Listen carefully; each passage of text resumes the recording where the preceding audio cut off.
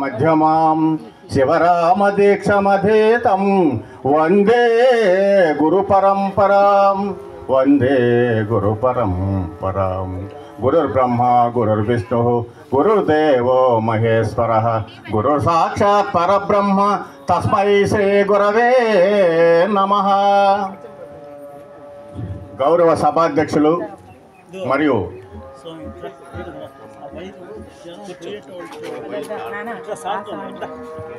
వాచస్పతి మరియు అఖిల ప్రబోధ ప్రచార కమిటీ రాష్ట్ర అధ్యక్షులైనటువంటి చిట్టేడు కోదండరామయ్య వారికి, అభయానంద చిట్టేడు కోదండరామయ్య వారికి, మరియు సభలో ఉన్నటువంటి సాంప్రదాయ గురు పెద్దలకు, సభకు ఎదురుగా ఉన్నటువంటి గురుపుత్రులకు, గురువులకు, భక్తులకు అందరికీ నా ద్వాదశి షోడశి సాష్టాంగ వందనాలు. మద్గురుదేవులు అఖిలాంబ సమేత పూర్ణబోధాచార్య సార్వభౌముల వారికి నా నమస్సుమాంజలు. ఈరోజు అఖిలాంబ హేమలతమ్మ గారి మండలారాధన ఉత్సవానికి విచ్చేసినటువంటి ప్రతి ఒక్కరికి కూడా పేరు పేరున నేను ద్వాదశి వందనాలు తెలుపుకుంటూ, ఈరోజు బోధ కంటే కూడా బోధ ఉంది ఎప్పుడు చెప్పుకునేదే. ఒక గురువుగా ఆయన దగ్గర నా అనుబంధాన్ని, ఒక శిష్యుడిగా నా యొక్క పలుకుల్ని ఈరోజు మీకు వివరిస్తాను. చాలా తెలియనివి ఉంటాయి, ఎందుకంటే ఆ గురువు గారి దగ్గర శిష్యరకం చేసింది నాకు ఆయనకే తెలుసు, బయట వాళ్ళకి చాలా తక్కువ కదా, అందరికీ తెలియదు.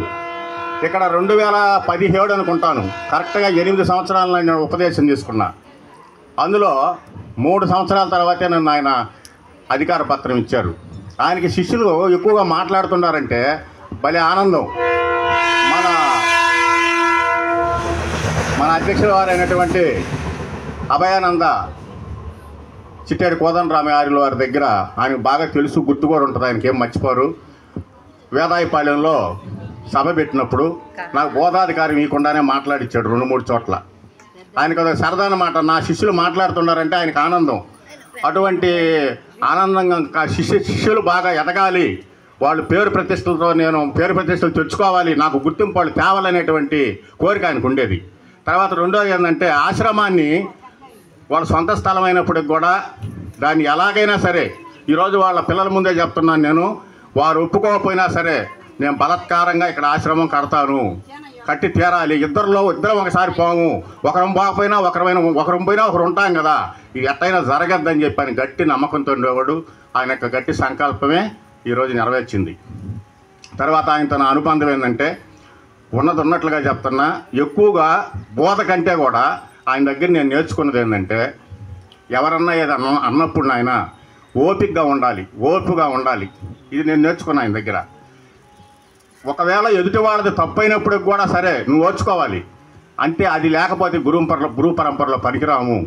ఇంటి దగ్గరైనా సరే, కుటుంబంలో కూడా తప్పు అవతల వాళ్ళదైనప్పుడు కూడా నువ్వు సర్దుకుపోవాలి. అలా అయితే మన గురు సాంప్రదాయంలో నెగ్గతాము, ఇంట గెలిచి రచ్చగలవాలి అని చెప్పి బోధించేవాడు.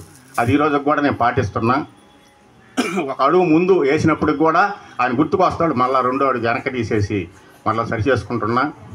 పోతే రెండోది ఏంటంటే, ఇక్కడ ఆశ్రమం ఏర్పాటు చేసినప్పుడు ఒక 70,000 రూపాయలు దండాం ఊరు మొత్తం తిరిగి. అంటే ఆయన చూసే ఇచ్చారు, నన్ను చూసే వాళ్ళ. అంటే ఒక శిష్యుడిగా ఆయన చదువు రాదు కాబట్టి అన్ని పత్రాలు అన్ని రాసి బ్యాంకులో కట్టేది, అప్లికేషన్లు అన్ని రాసి కట్టేది, ఆ తండ్రటం అన్ని తిరిగేవాడిని. ఎక్కువగా ఈయన బాగా తెలుసు.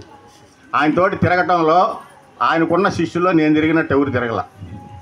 అయితే ఈరోజు నేను ఆయన రుణం ఏంటంటే, ఆయన దగ్గర ఈరోజు 10 మంది నాకు తెలిసి పెద్ద గురువులందరూ కూడా ప్రచారం అయ్యారు, గుర్తింపు వచ్చిందంటే గురువుల దగ్గర ఆయన యొక్క ఆశీర్వాదమే నాకు. ఎందుకంటే చెప్పేవాడు ఆయన, 1 సంవత్సరం రోజుల పాటు బాగా తిరగాలని చెప్పి శ్రీధరమల్లి కానీ, ఇక్కడ ఈయన మన గొనగమూడి సేనయ్య గారు ఆయాశ్రమం కానీ, శ్రీధరమల్లి కానీ, అన్ని అనేక రకం ఒకచోట పాటూరు కానీ, ఇవన్నీ కూడా బాగా తిప్పాడు చుట్టుపక్కలంతా. ఆ తర్వాత నేనేందంటే, ఆయన జిల్లా వరకు తిప్పారు. ఆ జిల్లాలో ఉన్న వాళ్ళని పట్టుకొని నేను రాష్ట్రం అంతా తిరిగా. ఇది మా అధ్యక్షుల వారికి కూడా తెలుసు, సొర్లా దాకా, ఒరిస్సా దాకా తిరిగా. కాబట్టి పెద్దల యొక్క అనుగ్రహంతో, వాళ్ళ యొక్క ఆశీర్వాదంతో, వాళ్ళ యొక్క పరిచయాలతో ఈ స్థితికి వచ్చాను నేను. కాబట్టి ఎప్పుడు కూడా గురువుని మర్చిపోకూడదు, ఆయన యొక్క రుణం నేను తీర్చుకోలేనటువంటిది. అయితే అమ్మగారి విషయానికి వచ్చినట్లయితే, ఆమె మొదట్లో మాత్రం లేదు చెప్పకేమి, మొదట్లో అంతగా లేదు. ఎప్పుడైతే గురువుగారు తప్పుకున్నారో ఆయన డబల్ అయింది. ఎట్లయినా చెయ్యాలి, దీన్ని వదలకూడదు అని చెప్పి పట్టుదల బట్టి ఆమె కూడా దీంట్లో నిలిచిపోయారు. వారు లేకపోయినప్పటికి కూడా ఇది ఎల్లప్పుడూ జరిగేటువంటి విధంగా కొనసాగాలని చెప్పి, అందుకు మా శాయశక్తుల మేము సహాయ సహకారాలు ఎల్లప్పుడూ కూడా ఉంటాయని చెప్పి తెలియజేస్తూ, ఆహార నిద్ర భయమైదునాని తత్వసు విన్నరాణం జ్ఞానం నరామదికో విశిష్ట జ్ఞానేన హీన పశుభిస్సమాన. శృతివాక్యం ఏంటంటే ఆహారము, నిద్రపోవటం, భయపడటం, సంతానోత్పత్తి చేయటం ఇవన్నీ కూడా పశుపక్షాదులకు ఉన్నాయి, మనుషులకే కాదు. అయితే విశిష్టమైనటువంటి జ్ఞానం కలిగినటువంటి మానవ జీవి ఎప్పుడైతే ఆ జ్ఞానాన్ని కోల్పోతాడో పశుభిస్సమాన, పశువుతో సమానం అని చెప్పారు.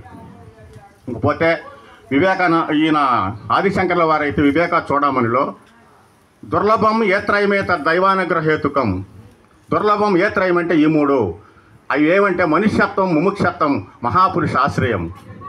మనుషుడిగా పుట్టడం ఒక ఎత్తు అయితే అదృష్టమైతే, మానవ జన్మ రావటమే ఒక అదృష్టమైతే, మోక్షాపేక్ష కలిగి ఉండటం ఇంకొక అదృష్టం. అది వచ్చినప్పటికి కూడా మహాపురుష ఆశ్రయం. ఇటువంటి అఖిల సిద్ధాంతంలో ఉండేటువంటి గురువు దొరకటం, బయట సాంప్రదాయాల్లో గురువులు కాకుండా మహాపురుషుడి యొక్క ఆశ్రయం దొరకటం కూడా ఇంకా ఎంతో అదృష్టం అని చెప్పి చక్కగా తెలియజేశారు. ఇకపోతే ఈ సత్సంగాల్లో పాల్గొన్నందువల్ల ఫలితం ఏమిటయ్యా అంటే, కృష్ణ ప్రభుల వారు చక్కగా ఒక కందార్థాన్ని చెప్పారు, భద్రాద్రంకితం అనుకుంటా. అందమగు స్వాతి బిందువులు ఎందెందు పడునో పృథ్విని, అందమగు స్వాతి బిందువులు ఎందెందు పడునో పృథ్విని, తద్బిందువు ఉపాధి వశమున చెందున తగునామరూప శ్రేష్టాధికమును, అట్లనే నీవో చెందేదవన్నీయును. మందితో జతగూడి మాట్లాడినంతలో అరయాము, మందితో జతగూడి మాట్లాడినంతలో అందుకే సావాస మరయాము తగుదాన్ని శ్రేష్టాధికమును, అట్లనే నీవు చెందేదవన్నీయును. అదంటే మన హరిస్వామి పరిపూర్ణ దయానిధి కూడా ఇందాక చెప్పారు. ఇంకొక స్వామి కూడా ఎవరో గురువు గారు చెప్పారు, స్వాతి బిందువులు చిత్త విశాఖ మధ్యలో ఉన్నటువంటి స్వాతి కార్తిలో ఆ స్వాతి బిందుకు వర్షపు బిందువులు పడ్డప్పుడు అవి బురద నీటిలో పడితే బురద అవుతాయి, అదే మంచినీటిలో పడితే మంచినీరు అవుద్ది, అదే సముద్రంలో పడితే ఉప్పు నీరు అవుద్ది. కాబట్టి ఉపాధి వశమున ఆ బిందువు ఆ రూపాన్ని అందుకుంటుందని చెప్పారు. అయితే అందుకే సావాసం అరయాము తగుదాన్ని. ఏ సావాసం చేస్తే ఆ బుద్ధులు వస్తాయంటారు. అంటే 6 నెలలు కానీ సావాసం చేస్తే వారు వీరు, వీరు వారు అవుతారంటారు. కాబట్టి ఇటువంటి కార్యక్రమాల్లో పాల్గొన్నందువల్ల ఇదే ధ్యాసలో ఉంటారు. మంచి సత్సంగత్వ కార్యక్రమాల్లో పాల్గొన్న వాళ్ళ బుద్ధి వికసిస్తుంది అని చెప్పారు. అయితే ఆ విధంగా అయినప్పటికి కూడా ఈ సిద్ధాంతంలో, ఈ బోధలో శిష్యుడు ఎలా ఉండాలనేది చెప్పి కట్ చేస్తాను. మొద్దులనైనా దొలుతరు, బద్దుల బద్ధత్వం మడవి పాలు చేతురు, మీ వద్దకు వచ్చిన కానీ పరిశుద్ధ బోధత్వ యుక్తమైన సూక్తులు గొప్పి, అందుకు తగిన యుక్తులు చెప్పి, పెద్దలచే మీ ప్రసిద్ధి విని వస్తే దిద్దుడానే వట్టి బుద్ధిహీనుడా నన్ను